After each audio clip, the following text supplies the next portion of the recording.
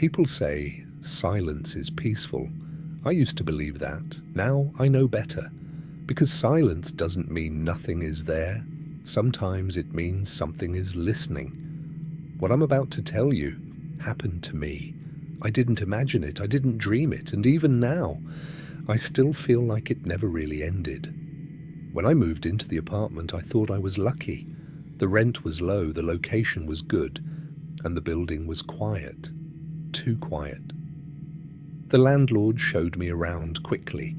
He avoided looking at me directly, like he didn't want to stay long. When we reached the end of the hallway, he stopped. "There's one spare room," he said. "You can use it for storage." Then he hesitated. "But don't stay inside it." I laughed. I thought he was joking. He didn't smile. I should have asked questions. I didn't. I signed the lease that same day. The first night was normal. The second night was not. I woke up at exactly 12:17 a.m. I didn't know why. I just opened my eyes suddenly. That's when I heard it, breathing, slow, deep, coming from the hallway. I held my breath, listening. The sound stopped immediately. The silence felt heavy, like the air itself was waiting. The next morning, I noticed something strange. The spare room door was slightly open. I was sure I had closed it. After that, it happened every night, always after midnight. The apartment felt different, the air colder, thicker. The breathing would return, sometimes closer, sometimes farther away. I tried everything to ignore it. Music, white noise, sleeping with the lights on. Nothing helped. One night, I left my bedroom door open on purpose. I wanted to prove to myself that I wasn't scared. At 12:19 a.m., the hallway light turned on by itself. Then the spare room door slowly opened. Inside was pure darkness. And then I heard a voice. Not loud, not angry, just calm and very close. "Are you done pretending I'm not here?" I slammed my door shut and sat against it until morning. The next day I tried to leave, but something stopped me. Curiosity, fear. I don't know. That night, before midnight, I stood in front of the spare room door. My hands were shaking. I opened it. The room looked empty. No furniture, no windows, just bare walls and a light switch. But the air inside felt wrong, like the room was aware of me. I stepped inside. The door closed behind me. At first, nothing happened. I laughed nervously, telling myself I was being stupid. Then the lights turned off. In the darkness, I felt it. A presence, standing right in front of me. I couldn't see it clearly, but I knew it was there. "You always look," the voice said, "when you're not supposed to." The room felt larger, endless. I tried to step back, but the floor seemed to stretch. "This room remembers everyone," the voice continued. "Everyone who stays." A shape began to form, tall, thin, wrong. I ran forward and suddenly the door was behind me again. I burst into the hallway and slammed it shut. That night, something knocked from inside the room. Slow, patient, like it knew I would answer eventually. After that, I was never alone. I saw movement in mirrors, felt weight on my chest while sleeping. The voice spoke more often, always calmly. "You leave pieces of yourself behind," it said. "I collect them." I stopped sleeping, stopped eating. At work, I forgot simple things, words, names, faces. Every night at midnight, the spare room door opened by itself. Something stood just beyond the doorway, watching me, learning. I finally found a former tenant online. I messaged her, desperate. She replied hours later with one sentence: "It doesn't live in the room lives in it." She explained everything.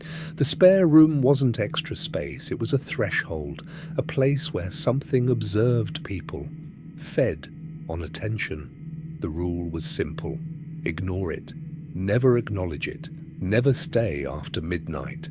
I had broken every rule. On my final night, I packed everything. At 11:58 p.m., the apartment went silent. At midnight, the spare room door opened. It stepped fully into the hallway. It looked almost human. Almost. "You stayed too long," it said. I ran. But the hallway stretched endlessly. The doors repeated. The room followed me. "You're already part of the archive," it whispered. "This recording is the last thing I made in that apartment. If you're hearing this, I didn't leave the way I planned." The breathing is getting closer now, and the voice keeps asking me the same thing. "Are you done pretending I'm not here?" I don't think I ever was.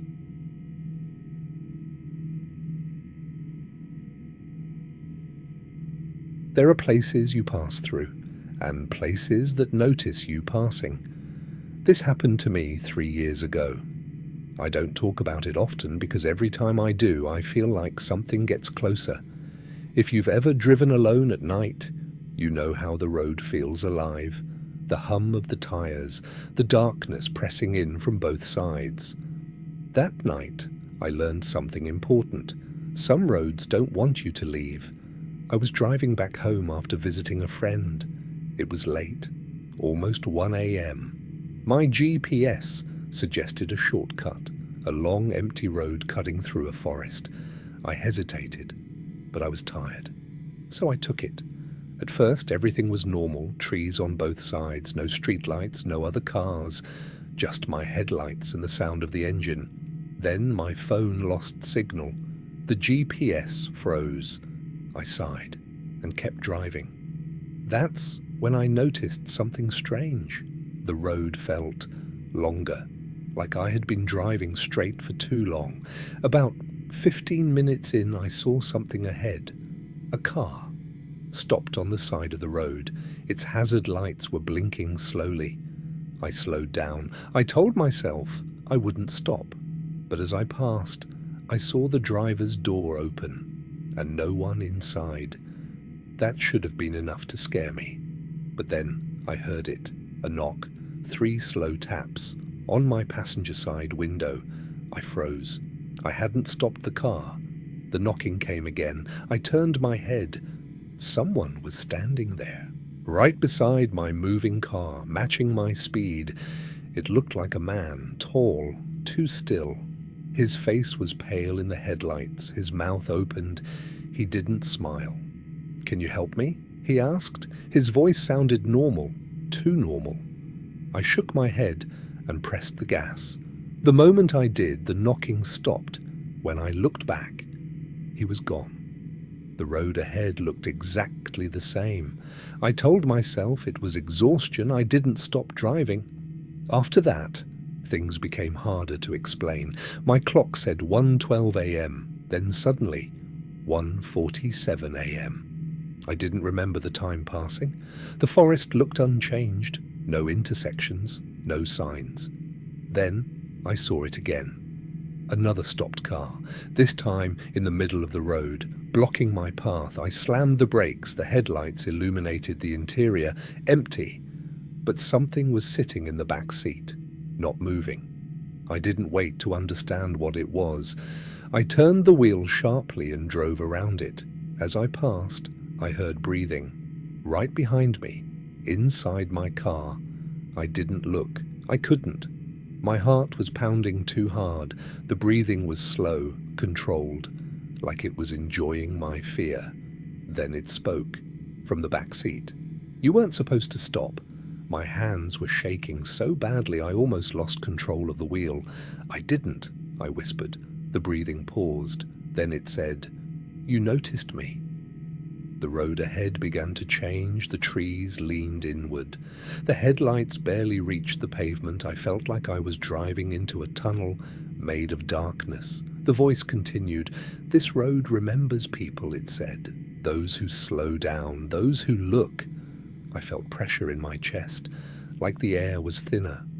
"I just want to go home," I said. The voice laughed quietly. "There is no home from here." I finally looked in the rearview mirror. There was no reflection, just darkness. But I could feel it sitting there, patient, waiting. I don't know what made it stop. Maybe it got bored. maybe something else noticed me. Suddenly the road widened. Streetlights appeared ahead. I slammed the gas and didn't slow down. The breathing faded, the pressure lifted, and just like that, I was back on a normal highway. My phone signal returned. The time was 1:13 a.m., almost exactly when I had first seen the stopped car. I never found that road again. It doesn't appear on any map. But sometimes, late at night, my phone suggests a shortcut, the same one. And when I drive alone, I swear I hear breathing. From the back seat, waiting for me to slow down.